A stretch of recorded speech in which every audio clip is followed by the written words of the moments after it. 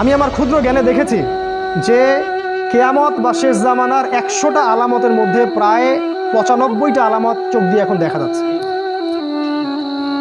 উঁচু উঁচু বিল্ডিং হবে, হয়ে গেছে, শেষ।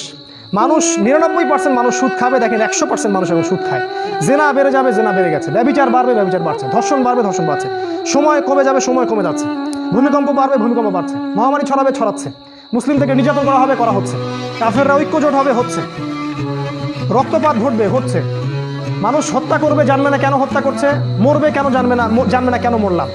এগুলো হচ্ছে।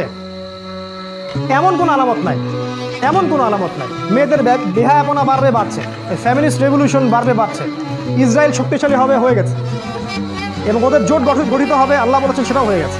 আর আমি আমার ক্ষুদ্র জ্ঞানে বলছি যে এমন কোনো আলামত আমি দেখছি না যেটা প্রায় এই 95টা আলামত 100টার মধ্যে এখন পাওয়া যায়। কয়েকটা পাওয়া যায় না, সেটা সামনে আসবে।